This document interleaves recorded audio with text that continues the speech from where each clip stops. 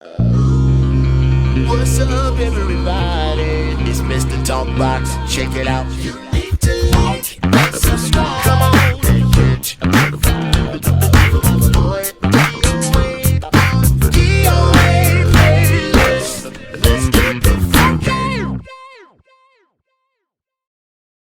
YouTube family and YouTube world, I am back. I hope everyone is well and blessed. You know I mean it from the bottom of my heart. Before we get started, please go like, subscribe, share the page. Let me know how you feel. Leave a comment. Let me know if you're liking it, you hate it, you love it, you don't want to be involved, whatever you feel, let me know. But today, I know you're going to dig the show and dig this conversation because I have a great brother. And there's so many people already that's just put their eyes on the brother. They know who he is. This brother is the best word I can just say. He's a genius, but even better than that, he's just a great brother. He's just a great dude. I'm so glad and I'm blessed to have him in my life as a friend and a brother, and just so honored to have him here with me today. Y'all see this brother right here. Y'all see this genius right here sitting next to me today. I know y'all see that man right there. Y'all show your love and give it up for the one and the only, one and only, y'all, Mr. Daniel Wheatherspoon D. What's up, baby boy? It's a good. You ain't gotta do it, man. It's good to be here. I gotta do it, dog. DW, what's up, D-Dub? What's up, babe? What's up, baby? It's been a long friendship. It's been a long brotherhood, man. I love you, brother. I appreciate you. Man, I love you too, man. I really do, man. I love you, man. I love the person you are, bro. I love the man you are, the husband, the father, all of those great things, man. And I'm just honored, man, to have you here with me today, D. I really am, man. I've been trying to pull this together for a long time, man, and I really appreciate your time. I know you're busy and you're doing your thing. And, you know, you got so many things going on, man. I can't wait to get into this conversation. But brother, how you been, man? You been all right? Good, man. Our lights are on, man. We got hot water, you know. We got gas in the car. We good. Oh, you ain't got an electric car, man? You ain't went to the electric side yet, D? You got it, you know. You don't put gas in electric joints, man. What's up, D? Oh, man, I got a hybrid, man, but my wife keeps hounding me about it, all electric for her. And I'm like, I don't want you calling me at 9 o'clock at night in the cold saying you somewhere and can't find a pump or something. I ain't ready for it, man. Just put the gas in there. Let's keep on going. There you go. I hear you, brother. D, it's so good to see you, man. Listen, man, it's been like, you know, several weeks ago, man, I had a chance to really kind of just hook up with you at NAM and just, man, break bread with you after so many years of our first meeting. D, what year was that we met, man? What year was that? Oof, man, I think I was still living in Chicago then. That had to be at least, it's got to be at least 15, 16 years. Exactly, yeah. So, Law of Confessions record, right? Law of Confessions. Yeah, the Donald Lawrence record. The Donald Lawrence record, man, which, brother, I don't know if I've ever officially said thank you to you, man, but, brother, I'm saying it here for everybody. Brother, you just don't know, man, how blessed and honored and privileged I was to be a part of that whole thing, man. And I want to say thank you to you and Donald, man, because you guys brought me in and welcomed me, man, and made me feel like I belong there. And dude, I really, you know, I want to say thank you, brother, because trust me, man, y'all didn't need me, man. You guys were very successful and had a run and were doing your thing, but I was just to have me there doing the record and the respect that you showed for me, man, and the rest of the band and everybody and Donald, man, was just incredible. Man, I learned, I was blown away, D, because for the most part, I was a part of one song, so I got a chance to just watch the rehearsal and watch you guys do your thing and watch Donald, man, I was just in awe. I was blown away, man, of how, you know, how you guys, how tight it was, man, and just to be there and be a part of that project and that recording, man. So, brother, I publicly thank you, man, for that opportunity. And you guys allowed me to share a Stellar Award with you guys, man. So, man, thank you, brother. I can never say thank you enough, man. Thank you, thank you, thank you. Yeah, man. Yeah, listen, man. I don't play with words at all. People that know me, if I say it, I say it, and if I mean it, I mean it. And in my lifetime, there's less than 5 people, and I put this on everything I got. There's less than a handful of people that I was starstruck about me. The first was Quincy. I first met Quincy when I was at Montreal Jazz Fest in Switzerland. This was maybe some years ago. That was the first time I was starstruck, like a hero. The next time was when I met Russell Ferrante, which is my favorite pianist on the planet. He's with the Yellow Jackets. He's been with the Yellow Jackets since day one. And I first met Russell maybe 16 years ago at a show. And I've been such a fan of Russell. Like, I feel like he molded my style of playing that I was so scared to introduce myself to him that my wife literally walked me up to him, like, with my arm. Like, it's only a handful of times I've been this way. The other 2 times was I met Chucky. Me and Ethan Farmer grew up together in Chicago. And I went to a Lionel gig with Ethan with a pass, and he introduced me to Chucky. That was the 3rd time I was starstruck. The 4th time was when I met you at Donaldson. I'm going to tell you why. And I'm not saying this because we're on TV or on this thing. Dude, that Janet video, that whole trilogy album, like, those things changed everything for me. Like, those things impacted me on a way, like when I first met Donald, I never knew who Donald was. Like, Donald was introduced to me to do Karen Clark's record. I had never heard of Donald because we came up in 2 different spectrums of church. I was Kojic, and I think he was like fire baptized or something, or PAW, some other thing, and our worlds never crossed. So when I met Donald, it was because somebody said, Donald wants to talk to you about doing a session. That's how I first met him. And then, I hadn't even heard of him, kind of thing. And it was, but that record, that trilogy record that 2 of y'all did with Janet, meeting Russell and meeting Quincy were like 4 of the biggest moments of people I wanted to meet ever. Wow. Like, I can't say that about nobody. Like, a whole lot of people. And when I met you, it was humbling because you didn't, and it was right after you did that piece for Smokey Norfolk. And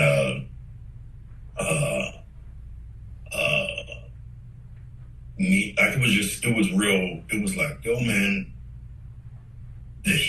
our heroes don't act like, it's very few, let me say it this way, it's very few people that I wanted to meet, met a lot of people, but then they walked in their stardom. So it made it was like an instant turn off because I'm an introvert. So it's like within 2 or 3 minutes, I know, yo, I'm never fooling with you, or I'm gonna fool with you for life. Like, it's instant. And you didn't carry this, none of it. It was just like, yo, this is one of the homies I've been on for 20 years. That's how it felt. And we don't get to see each other often. I mean, it may go years before we cross paths or months before we talk, but it feel like we left off yesterday. Every time we talk, every time we text, it feel like we just picked up from the text we had yesterday, conversation. And I honor you for that, man. You're a great dude. You're a solid dude. I appreciate you, man. I'm glad you're doing this platform. I'm glad to be here, man. I know you got people that really carry weight, but to have me here, man, it really means a lot to them. Man, I'm so glad I'm wearing a jacket today, man, because if not, y'all would be seeing all these chills on my arms, man. It's crazy, man, how my whole body just got chills on it right now. D, thank you. And it's my honor, it's my pleasure, bro, to have you here with me. Listen, man, let's get into this thing, man. D, where you from? Where you from, brother?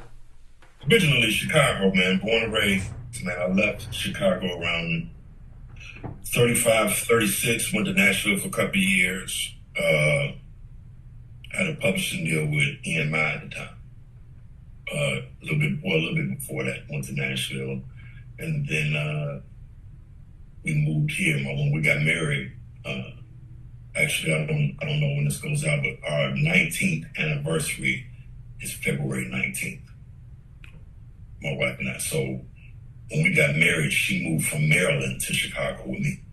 We stayed there 3 years, moved to Nashville, and then moved to Maryland where her family is after, a few years. So I'm in Maryland now. I've been here for the last 13, 14 years. Yeah. There's all these different sides of Chicago. What side of Chicago? What part of Chicago were you raised in? I'm saying Chicago. I was actually in the suburbs. I never lived in inner city Chicago, but I grew up in Harvey, which is on the south suburb of Chicago, and then my whole life was out there. Of course, I knew the whole city. I mean, Chicago is this big metropolis, but I was on the southern side of Chicago in the suburbs. Harvey. Yeah. How did you grow up, man? Did you grow up? Was just your background? Did you grow up in a church, or what was that like for you, brother? I did. I grew up Kojic, so anybody that's familiar with it, man, it was Kojic back then was so intense, man. You either was in, or after a certain amount of years you hated church. It was that deep because it was church 5 days a week. I was doing more church than I was doing schoolwork. When it was coming up, it was like, forget the homework. We got Bible study. Forget homework. We got Wednesday service. I got to school. It was church all year round. And when I was a kid, it was a lot. But it molded me. It kept me solid. My parents are. I'm blessed to still have both of my parents. I'm blessed that they're still active in their fellowship. And so yeah, growing up was different. It was all church for me. I wasn't into music until, and I don't know how far you want to get into it, but I didn't. I wasn't a music kid. I was a football kid.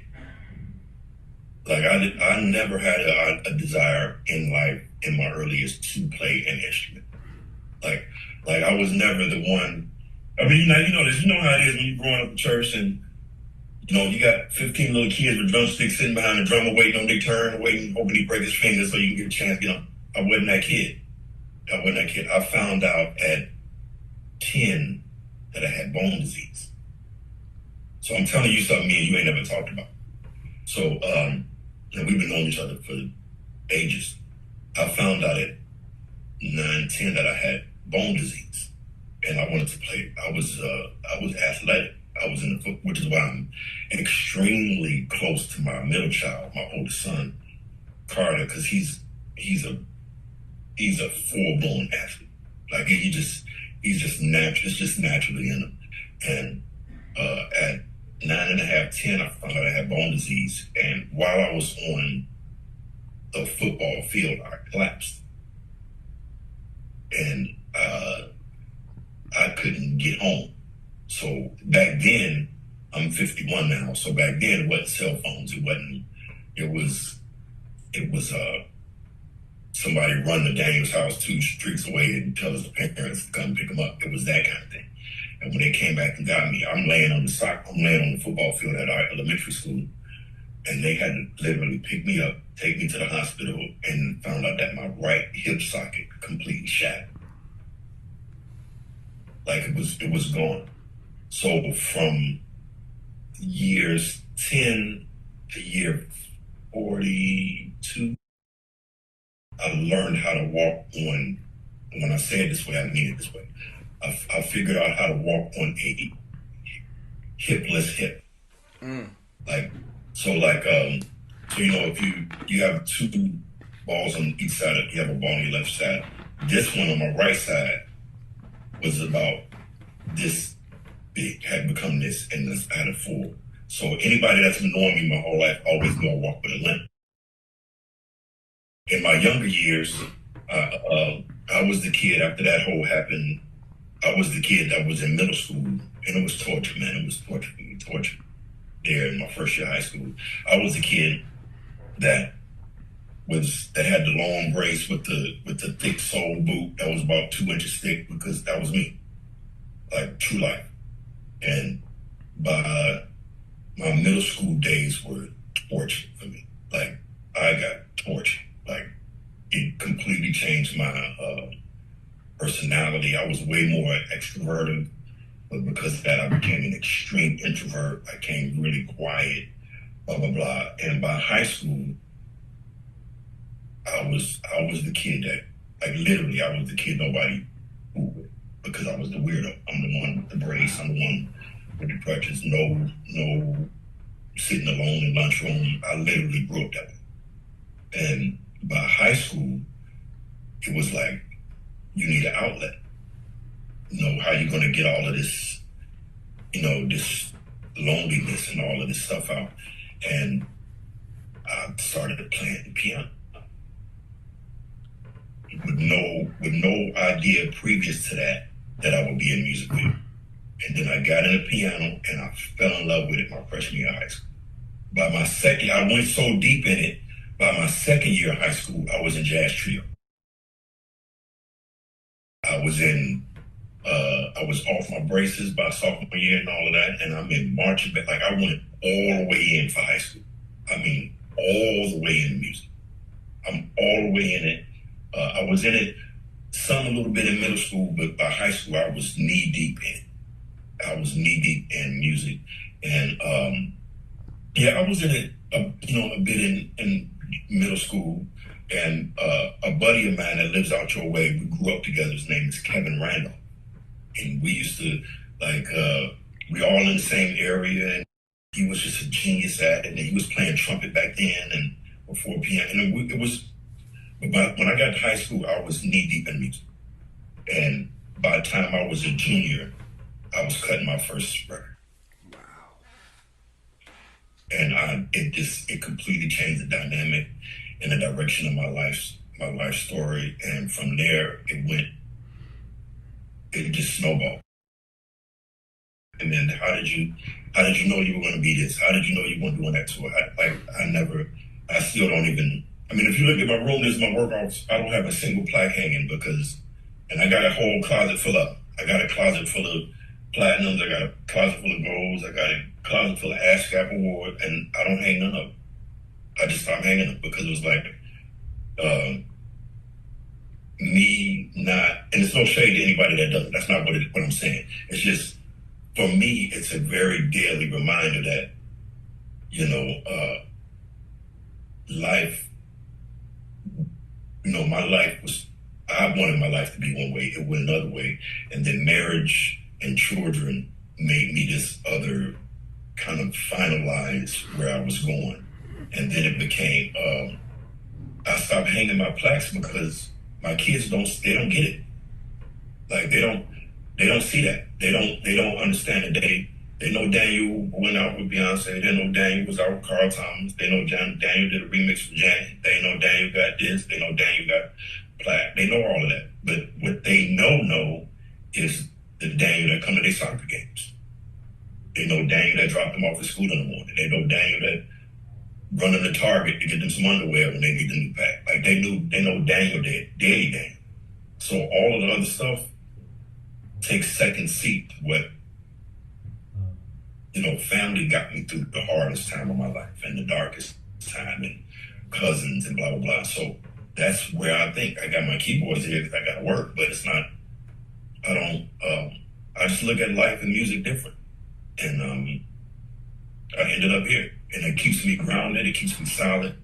It keeps me easy. I don't brag about it. I got great relationships. I built some healthy relationships over the years that most people would be kind of blown away if I told you I know the people I know. When I've worked with, and I've got the deals, like my deal with Nord is a deal that jokers they have no idea how I closed that kind of deal.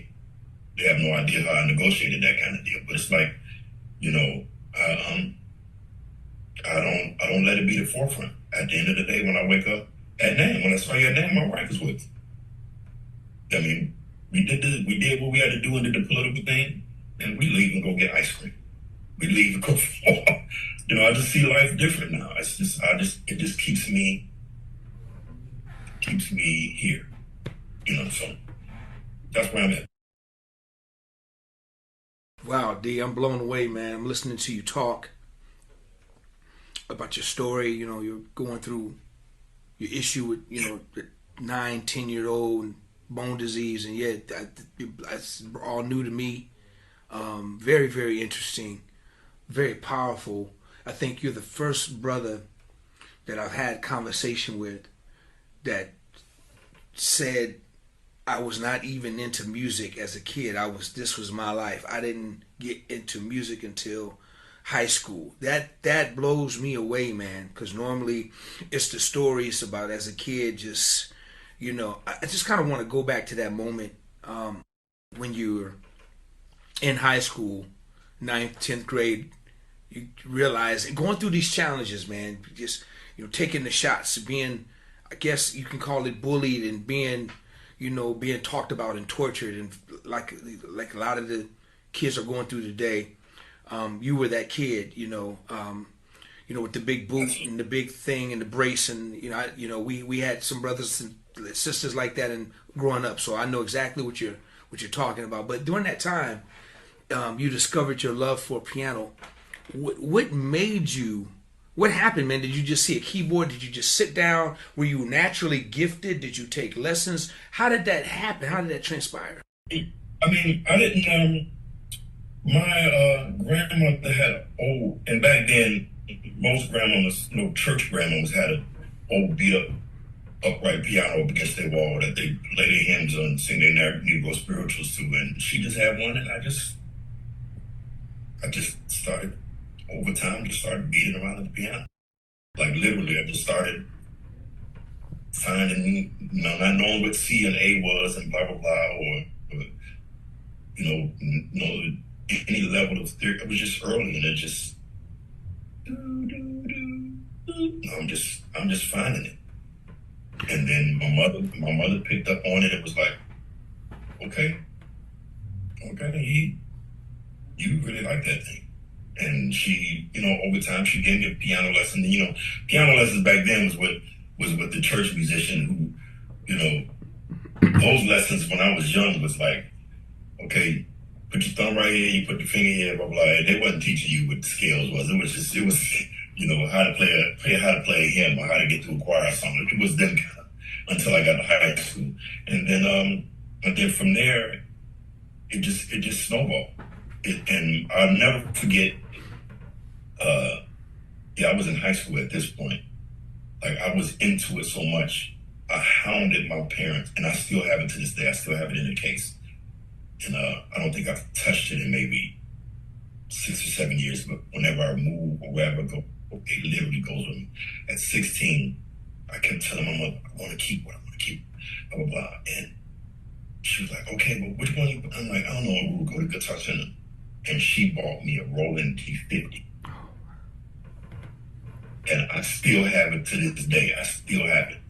I still got that Stevie Wonder car and all of them same. I got the exact board she bought me when I was 16. I'm never ever getting rid of it. Like, I'm never, it goes with me, it moves with me. And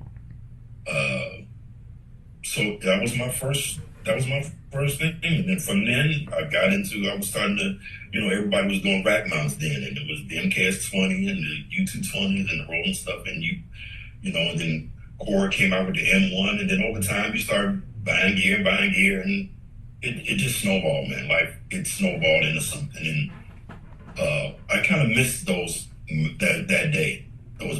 Missed those days because I hadn't been introduced to money yet. Like, I hadn't been introduced on a major scale of how music business can literally change your life if you get the right situation. Right. And even the bad situations was paying a bag back then. Like, them bags was different. Like 30 years ago, 25 years ago, man, those checks was different. Right. They was really different, but I hadn't gotten to that yet. My first session was, I think I recorded 5,000 records in Chicago that never came out. Growing up. I mean, I'm just saying, because everybody doing the record. Church over here, and they never go nowhere. They sell 5 copies, but that was my involvement into it. That was my way to get in, and then church started rolling, and then I did a few things that carried some weight, and then next thing you know, my big brother Wendell Lowe called to do a record on Ricky Dillard, and it was called Worked It Out. And my little bro was playing drums. He was like a freshman in high school, and it was Calvin Robbins. And he was a kid. I mean, he was like a kid to the point where his father was coming to see if he was at school or at rehearsal. Like, that's how young he was. He was a kid. And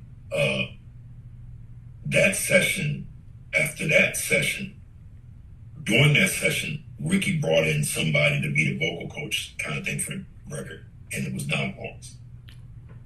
And then after the session, about a week after the session, I got a call, and it was, "Hey, this is Donald. I heard you playing at the Ricky session. I want you to come work on a record with me." And that record was Finally Camp. And that's how I met them. That was my first time meeting Cedric Thompson. That was my first time meeting any of them, Tri-City, any of them. And that moment changed everything. Wow. So from the Ricky Dillard project, that was your very first, that was the thing, that was the launching pad that introduced you to Donald. And now D, do you remember like what year this was? Oof. Man, it had to be, Karen's record has to be 20 years old, at least. It had to be in my mid, Karen's record might be 25 years old. It might be 22, 23, 24 years old. So it had to be late. I was in my mid 20s. So D, but this was the start of the relationship, because the relationship that you and Donald, you guys have and had at that time was just so powerful, man, when it came down to records and recording, and that was the start of you guys' relationship and journey of producing. Now, how many projects did you guys do together? Did you do with Donald? Man, I can't even tell you. You did most of them. I did a big majority of his records, over a 10, 15 year span. I did a ton of his records. And at the time, I wasn't lead guy. It was Cedric Thompson was his main guy at the time. And I was playing organ. And then over time, but this one thing I'm gonna say about Donald is, I don't work with 1,000 people, and he's probably one of the few that wanted to see everybody around him win. Like, he's one of the few people that, like, even if you ever sat in any of his vocal rehearsals, like, he's teaching his singers how to win. He's teaching them how to understand the logic behind the song. He's highlighting everybody's strength. He's one of the few people I've ever worked with to do that. Like, ever worked with. He's I would say one of 3 people that I know that's like that. And everybody around him, he wants them to win. He wants you can call him, I can call him today and he'll still give me the thing to watch this, that's gonna happen, blah, blah, blah, go this way, call this, like, he's still that person.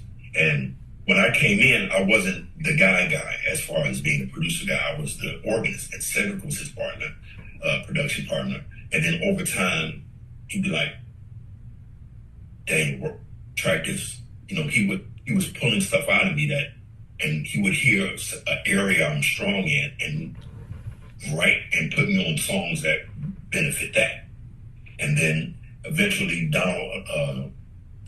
Cedric stopped, wasn't in the camp anymore, and then that's when I became Donald's music director. And then from that on, but we did a ton of records, man. We did a ton of records for Donald and Tri-City and a bunch of sessions that we were part of. It was a lot of stuff, man, from Bishop Jake's Mega Fest to Sacred Love Songs for Jake's to Clark Sisters stuff. And we did a ton of records, like a ton of things. It was a great era. I witnessed when I talked about earlier how I was able to be a part of the Law of Confessions project, I was able to, sit in on the night before a rehearsal, and I was just sitting, and dude, my mouth probably was this big because I couldn't believe, man, how tight and how well rehearsed you all were. But seeing him work with those singers, man, bruh, just blew me away, man. I've never witnessed anything like that before in my life. And when I come across people that I meet locally or just walk into something, or they want me to come and check the rehearsal out, and I'm looking at the work ethic and I'm thinking about I've witnessed greatness from Donald. So for me to walk into a rehearsal and don't see the choir or everybody as serious as that, it makes me just want to turn around and leave, because it starts with the work. And when I saw you guys, man, the band, and you guys getting ready for this project, man, I honestly, bruh, I was like, God, I don't know why you got me here, but I'm grateful, man. Man, I was in school. I could not believe what I was witnessing, the work and how tight those singers were, and how in control Donald was of just how it was just so, man. I'm serious, man. I'll never forget that experience, man, to this day. So everything you saying, man, I witnessed, and then, man, hearing you play, man, just blew me out the water. And a lot of the musicians I had just met, for the first time, but I was just, man, so grateful and thankful to be there. And I don't, I know we got to move on, but bro, I can't tell you how that experience changed my life, man, and the way I see things, way I vision things, and it was just amazing to witness, man, and then to be there that night of the show and just the experience, man. And I was like, oh, this is crazy. It was an experience for me, man, because that's the first time I ever been involved in anything like that, especially on that level. And to witness it and then the outcome, dude, I can't thank you guys enough, you and Donald, man. Okay, let's move on, bro. I just had to get that out, man, because when you talk about how that brother and how y'all, man, it was just incredible. But anyway, so you have this long run with Don, and I want to send a shout out to Cedric, man. Man, much respect to you, brother. Absolutely. So after you and Donald finished your run, did you move at that time, or was you living in Maryland still working with Donald at the same time, or was that when you were just living in Chicago? I want to say I was still living in Chicago, and maybe even part of when I was in Nashville. But that might have been coming to the end of it, coming to the close of it. And then I transitioned from Donald and started. I did Fred Hammond's Live in Chicago video, and then that kind of was the moving point of moving. But I was still living in Chicago when I did the Fred thing, and I absolutely was still living in Chicago. And then right around that time is when it started transitioning from me working with Donald to work. So D, did you step away from the gospel world, or what were you doing? Were you still doing gospel world, or were you veering off and doing other things? Because we're gonna get into the maze and all of that stuff, and in the TMF, we're gonna get into that. But was your main focus? Because, man, I know, man, you were just all over the map when it comes to gospel world, man. You just all over the place. Did you completely just kind of separate yourself from that? Or tell me a little bit about that change. Well, I didn't. It was hard, man, because I kind of had this, even into my 20s, I always had this guilt of R&B. And it was because of the way it was just the way we were raised in church.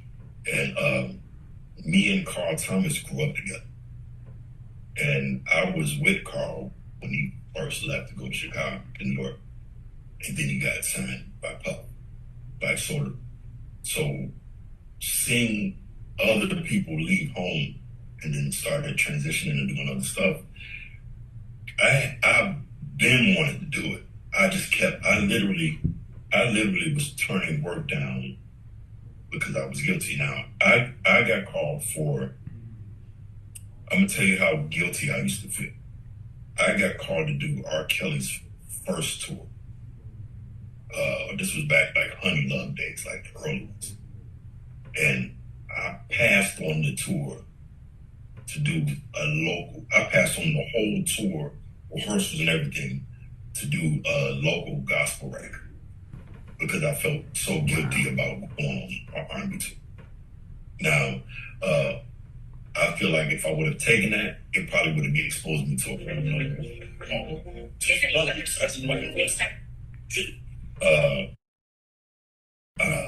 I feel like if I would have did that, it probably would have gotten me into the urban world way sooner or way faster. And then I did a little bit, I pulled back. I did a record on Shantae Savage. I don't know if you remember Shantae Savage from back in the day. And we did an album together, and then it became R&B stuff around town. And then there was a place in Chicago called the Jazz Bulls. I would go there and just started exploring the whole jazz world, and then that's when I kind of started falling in love with Yellow Jackets early and stuff like that. So it took a minute to get there because I always had this shadow of, it was like the way we grew up, and it was 3 or 4 things that if you do 3 or 4 of these things, you got first class ticket to hell. If you go bowling, you go on hell. If you go to the movies, you go on hell. If you go to the R&B jazz club, you go on hell. And it was certain things that it was just the way they process stuff in church back then. And so I always just like, man, so many other things. There's it's got to be another world of stuff out here that I'm just not. There's got to be a whole other perspective of music that I'm just not getting, that I'm not hearing. And so it took me a long time to just be like, I need to try something else. I need to find something else. But I never cut off church. But I just started exploring more and more. And then I hooked up with some house producers. And then I fell in love with house music. And then it was like, and then it just became, I never had a plan. Let me say this. A lot of people do. A lot of people say, I knew when I was 13 I was going to be a record producer. Or I knew at 15 I was going to be, or I had a plan by 15. I'm at 15 and by 20 I'm going to be doing, like I had no plan. Right. Like I had no idea what it was going to do. It was just really, I wasn't heavy in the books. I didn't go to college. I went to Columbia for a year and a half just to study ear training and sight reading. But I didn't have a plan at all. So literally by the grace of God and by the things going on, and I survived from high school to 51 being a musician, being in the music world. Like I never knew what next year. I still don't. Like right now, I can't tell you what next year's going to be. I have a better plan now. I'm older now, but I'm just saying we're still in the industry where we're at the hand of the industry a lot. Unfortunately, like it's, yep. Like pandemic, like nobody. I was great before pandemic. Then when pandemic got here, it was like, 3 months in, 5 months in, it was like, we in trouble. It was like the whole world felt that. So we still at the hand. We're in an industry where we don't, unless you're thinking something else, we're at the hand of the industry. So, but luckily enough, I survived it. I survived for 30 years in this game, so I'm grateful for that. And, but yeah, it took a turn. It just kind of evolved. I got close to some house producers, and then they was getting calls and blah, blah, blah. And next thing you know, it was like, Daniel, I'm doing a remix for Destiny's Child. I want you to co-produce with. And then it was like, then we turned that in. Then it was like, there's a Paul Abdul song, single that we got reached out for. And then it was like, Janet Jackson got a sing with her, and she wants to come in and cut the vocal. And it was like, and then it started turning, and then it started turning, and it started turning, and turning and turning. I'm still doing the gospel stuff, but then it just started, blah, blah, blah. I rolled and rolled and rolled, and then next thing you know, I ended up getting a call for, it wasn't even my gig. It was a guy named Jeff Motley. Is it Jeff Motley? I think his name is Jeff Motley. And it was him and a guy named Joe Flip Wilson. They were doing Beyonce's tour. Kerner was on bass. Joe Haywood, was on drums. And it was their gig. It wasn't even my gig. And it's kind of the same way how it happened with BVCC. It wasn't even my gig. I got called to sub overseas run simply because the keyboard player's wife was trying to have a baby. And it was timed at where the baby could come early or late, but it would be dead within the first month or so of the tour. So he was like, I can't risk it. I can't risk being in London or being somewhere and the baby come. So I got a call to sub this gig maybe 3 weeks before they left. Went to New York the next week, or rehearsed 2 weeks for the Beyonce tour. The first week onto the tour, they announced Beyonce's doing live at Wembley DVD. And then it was like, yo, that's supposed to be my man's gig. Like, I'm on Beyonce's DVD that was her first live video ever out, simply because I got called to sub. Like, I had no plan. I didn't even know I had access to that world. You know, I wasn't even in that circle of, so, and then that led to the next thing. And that led to everything kind of happened in my life without me knowing it was going to happen. Like, I really didn't know where it was going. You know, it's just like the Donald thing. I'm doing a Ricky record and not having no idea that a week after that, the guy that's there is going to call me to do Karen's record. And then Karen's record became like iconic. Like, it became this iconic thing. And we're in rehearsals and it was like, we need a solo on a song. And it became Jesus is a Love Song. And then I ended up doing the synth solo on Jesus is a Love Song. And here we are 25 years later, people still talking about that record. I'm like, I had no idea it was going to be that. Like, I really had no idea these moments would become these moments. Like, I didn't know. D, I got a two-part question real quick. So I just want to back up. So that guilty conscience you had, or something, that guilt thing, right? And how we were raised. I totally understand. I was raised the same way. So other people basically helped contribute to that guilty conscience, that guilt factor that was going on in your mind, right? Right. Part two to the question is, once you start to transition and make the change to even where you are right now, right? Have you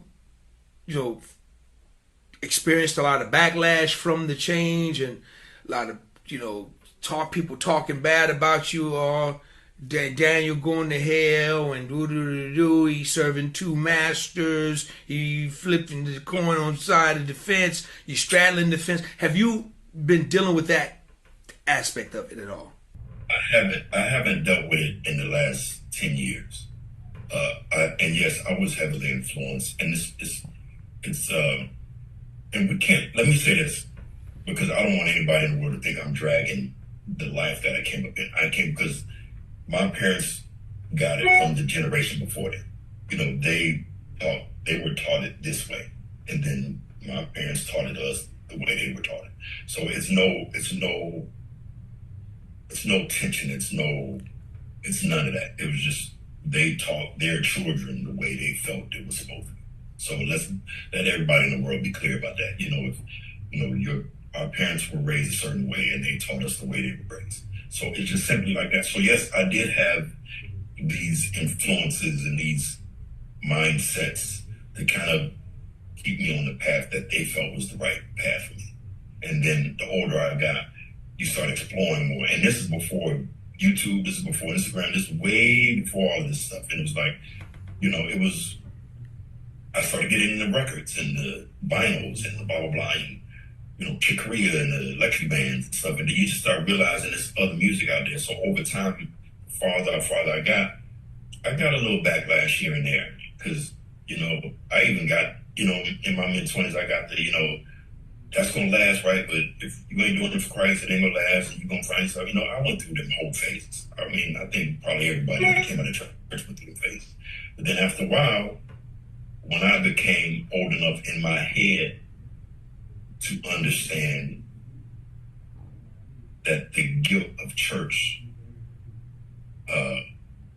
as a working musician wasn't going to survive. I wasn't going to be able to live that way financially. It wasn't enough, you know. And it was like worlds were small. Church was always very competitive, you know, church bands and choirs and blah blah blah. And I just the older I got, and the more I started learning about the business of music and setting aside conscious and understanding that I can function in this world and don't have to be this. Like I can hang with weed heads and don't have to smoke, or I can hang with alcoholics and don't have to drink. You know, I finally, it took me a long time to figure out how Daniel was. Like how to be Daniel and be stable in me being me, and what I'm gonna tolerate, what I'm not gonna tolerate, what I'm gonna do, what I'm not gonna do, where I'm gonna go, what I'm not gonna go, and not be ashamed of it. Like not be just, not even the Christian side of it, just me as a person. Hey, I don't like to do that. I'm not gonna do that. Y'all going ahead. Okay, we're going to strip club. That don't do nothing for me. I'm not going. Okay, we're going like I figured me out.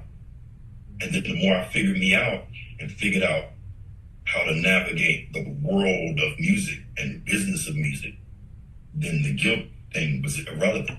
It was like, this is career. Like this is a real career. And even more I learned, it was learning how to navigate the other side of the table, which took me a long time to do. I think I would have went farther, or I would be farther in a certain place in my life. And it's not a regret, but I think I would be in a different place if I learned in my 20s how to think like the people on the other side of the table. Meaning, stop thinking like a working musician and think like a brand builder. Think like a owner, a publisher, or, you know, think how the managers think, or think how the owners think. If I would have thought that way, I think most of us would be in a different place than we are in music, because we just we spoiled, man. We just enjoyed it. We enjoyed the flights, we enjoyed the hotels, we enjoyed the clothes, we enjoyed the stages, we enjoyed the lights. And then when you go home and you get off of that, and you know, you get these bags every week, and a month after the tour is over, it's like the bag is gone, then you realize, yo, they ain't paying to see me, they paying to see her, they paying to see. I'm just a pawn on the stage. Then you gotta start learning how to think different. So once I figured out how to make a career out of this that was stable enough to survive a marriage for 19 years and raise kids, and you know, my second one is getting ready to start college this year. It's like, you know, you realize you got to think different.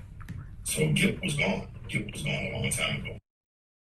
So D, let me get to this, man. It's a very serious thing, and there was another career-changing move for you that just probably you have to tell me what it did for you and your passion and your dream. But when you got the call to do Frankie Beverly and Maze, man, which, you know, you're probably, it's either one or two, second most biggest or first most biggest band in the world, either Earth, Wind, Fire or Maze. I don't know, take your pick, right?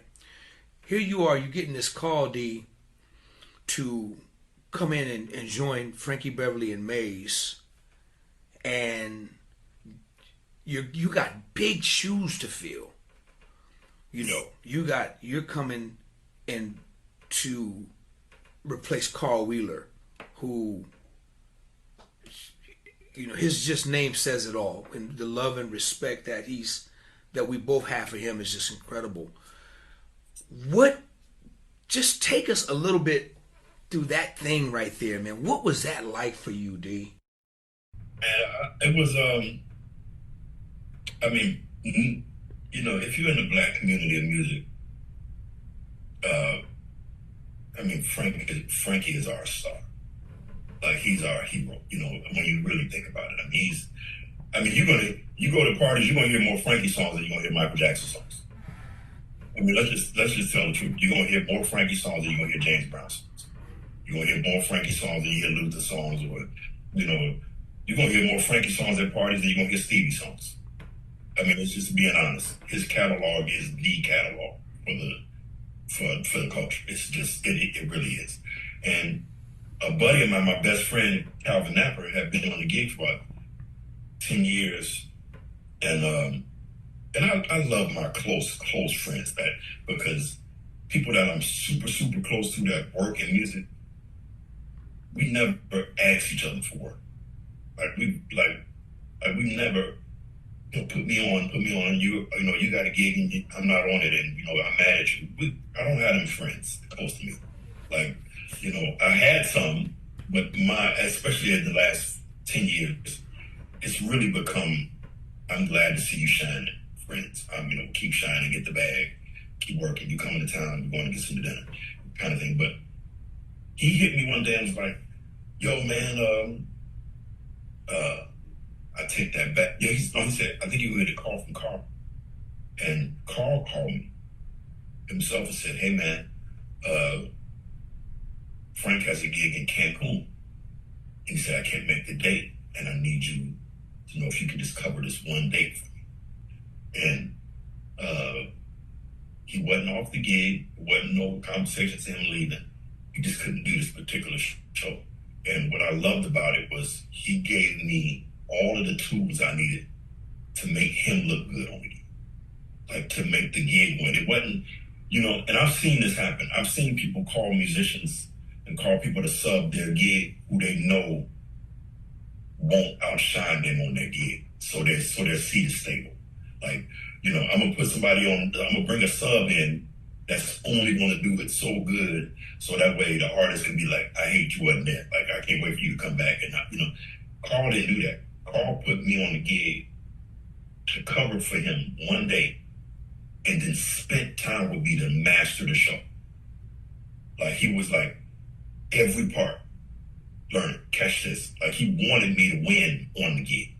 Like sounds, everything, you know, Frank's gonna look for this, catch this, study the stringer, make sure you do this, make sure this on the bridge you got to change patch. And then, like he made sure I learned the show at the maximum level, because then he understood it actually makes his credibility look good that he had somebody cover him that didn't drop the ball. So it was great for him to do that. So I did the one gig, never talked about subbing. I mean, never talked about coming out again. And I never met Frank. I did the rehearsal with just the band. And then I went to Cancun. Frank never came. He never came to rehearsal. He didn't come to sound check, nothing. We did the gig. We're on stage and I ain't met him yet. Like, I'm playing the gig. On the stage, it was us and Anthony Hamilton. I'm playing the gig. We 10 songs in, and I still ain't shook his hand. It wasn't no come to the dressing room, have prayer for the show. Never met him. After the show was over, his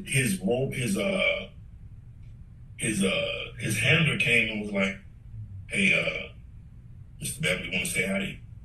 This is after the gig. This is after I learned this whole show. I flew to Mexico, been there 4 days, all of this. Nothing. And after the gig, he was like, "Yo, Frank want to say hi to you, Mr. Beverly." And I went in his dressing room, and he stood up and said, "Hey, man, thank you for learning the show. I'm never going to forget you." These are the exact words. He said, "I'm never going to forget you." He said, because basically there's been subs over the years, 20 years of Carl being on the gig, and he said all of them failed. Every sub they've ever brought in to cover gigs, all of them never got a second. And he said, the band loves you. Like he said, you fit. He said, I'm never going to forget you. He said this to my face. This is our first time meeting. This is 20 minutes after we off stage. Year and a half go by. Whole year and a half. This was before pandemic. This is maybe like 2018, 2019. maybe in 2020, maybe 22, 21, somewhere in there. I'm in Target. God's my witness. I'm standing in Target. Me and my wife, the boys, we getting school supplies. And I get a phone call, and this guy named Joe Douglas. He said, hey, is this Mr. Wheatherspoon? So yeah. He said, my name is Joe Douglas. You have a minute, somebody would like to speak to you. I'm like, yeah, okay. Frank gets on the phone. Mr. Beverly, he gets on the phone and said, hey, is this Wheatherspoon? I said, yeah. He said, this is Frankie. I'm like, I'm standing, God's my witness, I'm standing in Target. Like, we got a cart with pencils and crayons and stuff, getting the school supplies for the year. It's middle of summer. And I said, hey. He said, hey, man, I told you, year and a half, 2 years ago when I met you, I told you I'm never going to forget you. He said, you remember that? I said, I remember that. He said, look, if you want the gig, it's yours right now. All you got to do is say yes. Out of the blue, that was the phone call.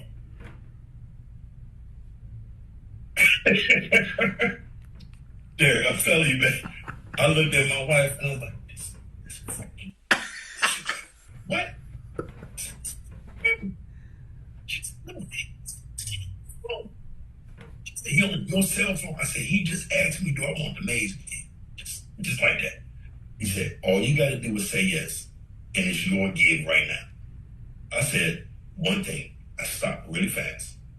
And I ain't making this up, Derek. I stopped, I took a breath, and I said, I'll take the gig as long as the band never thinks I plotted to get the gig. Because I'm cool with Carl. I'm too close to Carl. I said, as long as they don't think that I said or did anything to take Carl's seat, as long as they're clear on that, I love to play the gig. They put me on hold, came back, said, you'll get a call tomorrow. I called my buddy, and then I called Carl Wheeler myself. And I said, they just called me asking me was I interested in the gig.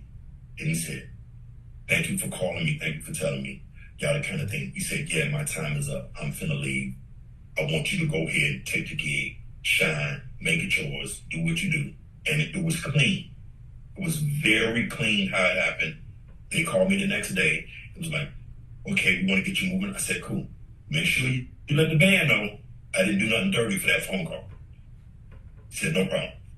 Next thing you know, Jugal started calling, and this person called. Welcome to the band. Can't wait to see you. Rehearsal in a couple of weeks. We're going to rehearse in the line for, and it was a very clean transition. Very, very clean. Carl may have called me maybe 3 weeks ago just saying, what's up, brother? Happy? Just saying hi.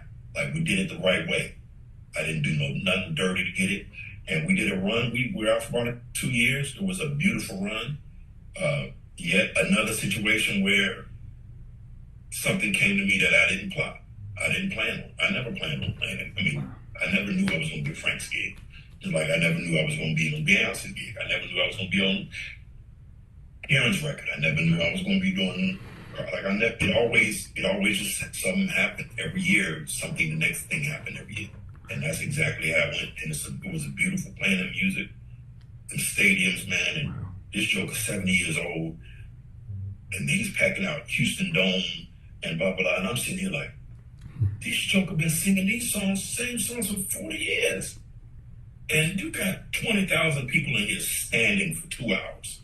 Like we had freaking Elton John show or something. Like they just, whole building just rocking. Boom, from the opening song, and then Joy and Pain come on, then the energy go up 4,000%. Then Before I Let Go come on, it go up another 50,000. Like it was just like, Joe, this joker is killing this fucking 50 years old. Like it was big, man. Wow. It was life changing. And it was encouraging because I'm gonna tell you what that tells me, Derek. That tells me that you got the right music, you got the right catalog. Yo, you can do this thing forever. It ain't too late. Like it ain't too late for us to have a hit. And I mean, regardless of the system and it's a streaming platform and all of this stuff, it ain't too late. You know, the big homie Mike just won 3 Grammys at 48 for rap. It's like, dude, the average person would have gave up at 42. Exactly. It's like, it ain't too late, man. It ain't too late for us. I agree. Hey, that's powerful, man. That's powerful.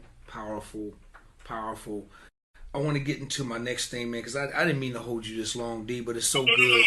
It's all day long. D is so good, man. But I got to ask you, I don't want to focus on... So, just real quick, how long did you do that part of Frankie Beverly and Maze? How long were you in that situation? 2 years, the last 2 years.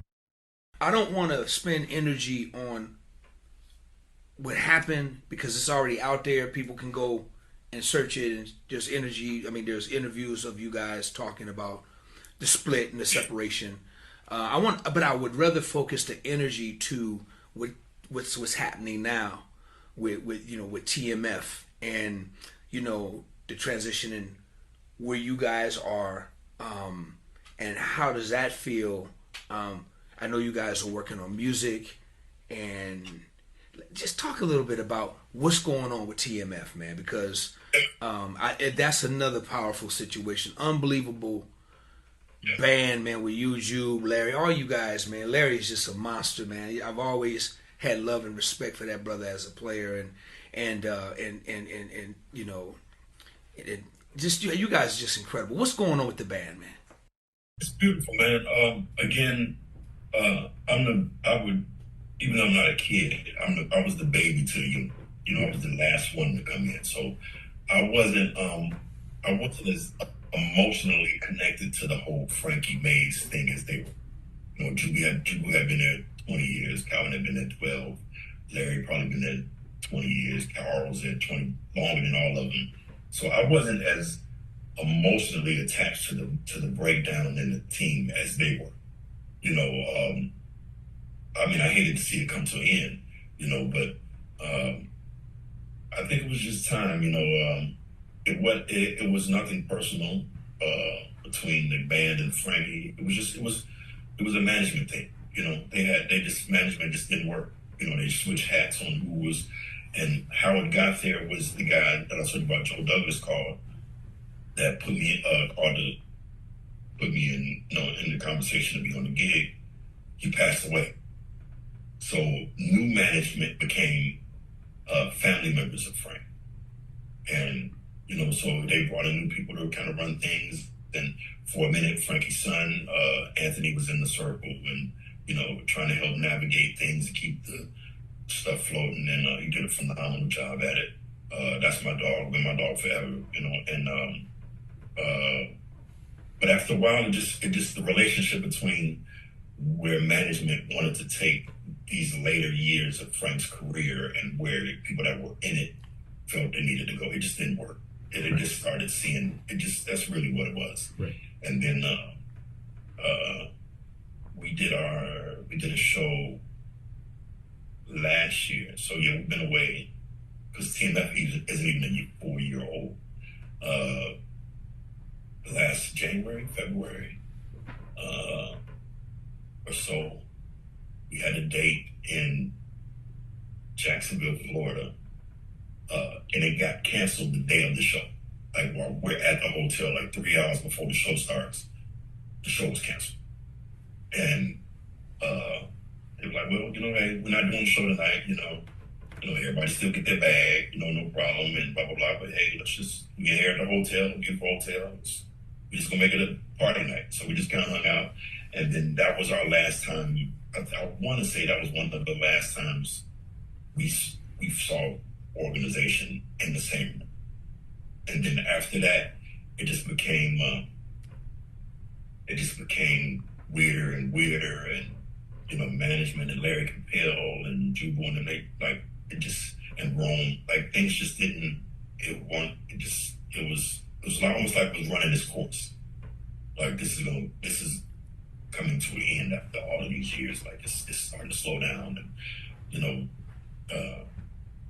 Frankie's performances were getting weaker, and his energy on stage, and it's just age. It's just old age. He's getting older and he's slowing down, and it was like maybe we need to pull back. Let Frankie have some air to breathe and let him enjoy years, and then just we're gonna push, we keep pushing. It was like we don't want to do this thing, and then we just started. It just started getting weird, and then after a while, we as a team, the band was like, "Hey man, if Frank ever goes into retirement, if that ever came up, that he's gonna retire or they're gonna shut things down, blah blah blah, the music is just too big to just stop."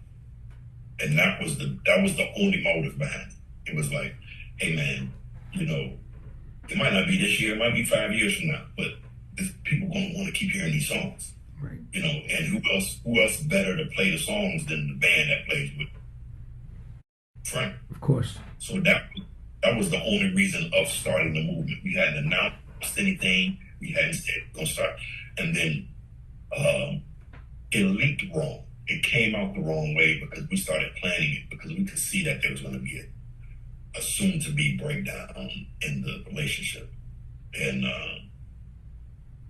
so we met and we started talking about, hey, how can we get a singer in here in case something go wrong? And we just started doing stuff very quiet, very very quiet, and we were supposed to do Jazz Fest with Frank last year, 22.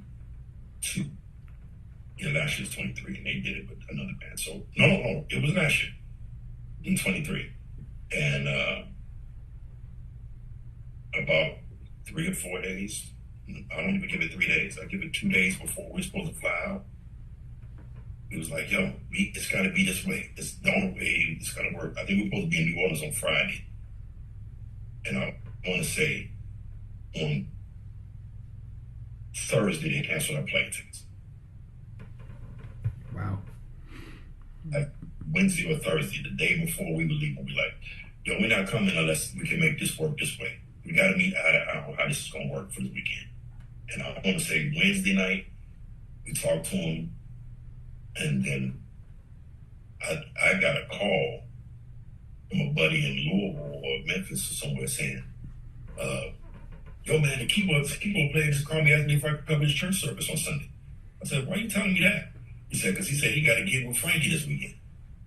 And I said, oh, this was on Wednesday, that Wednesday from Jazz Fest.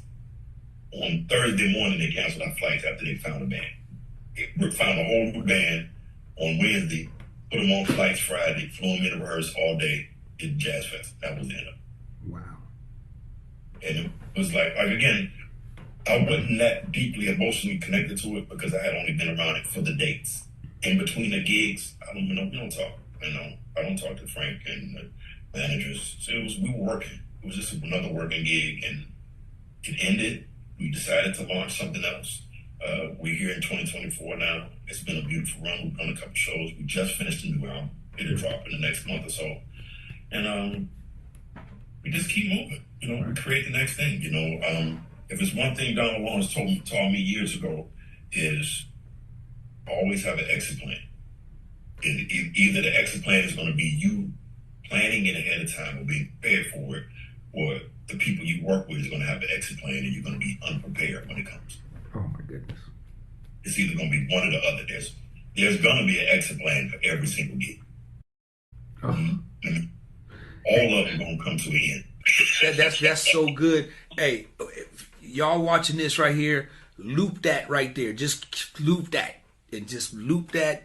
Put it in your ringtone on your computer. Loop that what he just said about the exit plan, please. So powerful stuff, D. Incredible. D, I'm excited for the project that you guys are doing and the album, and congratulations for your position, your role with one of the biggest companies in the world.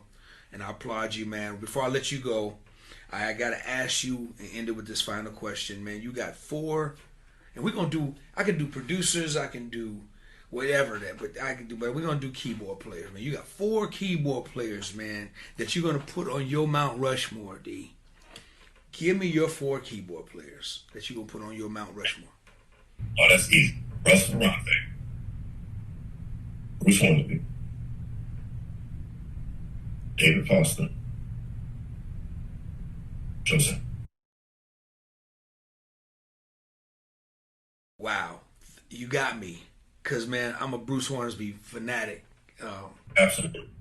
Oh my goodness, I'm a fanatic. I'm a fan, man. And well, listen, man. Listen, I get to pick one as well, and I'm gonna put Daniel Witherspoon. We're gonna add a thumb to that Mount Rushmore, man. We're gonna add a thumb.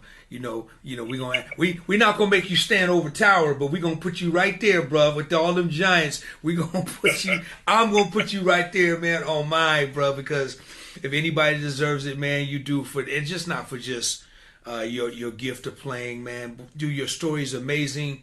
I had a person once tell me that he says, D, you carry your angels always surrounded around you from day one since I've been in the business.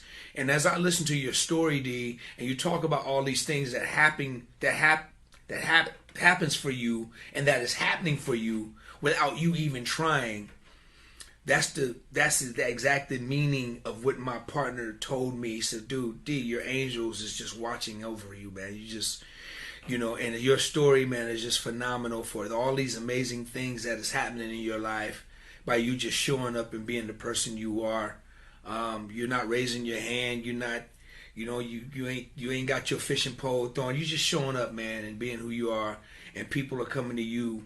And dude, it's because of who you are as a person, especially throughout your whole career. And yeah, now that we get older, that's the way. I don't chase music. I don't chase artists no more. Hey, man, if artists want to work with me, I want to work with you. I don't do the whole thing, pitching songs no more. I don't do that. Them days is over with. So man, I really appreciate your story, man, and your time and sharing it with me, man, on my platform, man. And I'm just thankful, man, because now the whole world get a chance to see why I love you so much, man, and why I think you're just so great, man, because you as a person first, and then everything else second, man. But you as a man and as a person, and the way you love your family, man, and how the explanation, how you, what's meaningful to you, how you prioritize the things that means the most to you, man. D, I love that about you, and to still be such a young brother, man. So I commend you, man. I respect you for all that you do and all that you're doing, bro. I got so much respect for you, Daniel. Real quick, man, tell everybody how they can contact you, how they can reach you, how they can follow you, and so on and so forth. Yes, easy. Website is DanielWitherspoon.com. Instagram is DanielWitherspoon.com. To connect, management is Alan Carter, but the email is easy. It's management@DanielWitherspoon.com. Send me a message, man. Reach out to me. Let's partner on some stuff. It's really easy. I respond to everybody, actually. I'm really easy at it. So if I miss it, Alan and catch it, then we'll stay connected with everybody, man. It's really easy. D, thank you, man. Thank you for being here, brother. I really appreciate you, man. For real.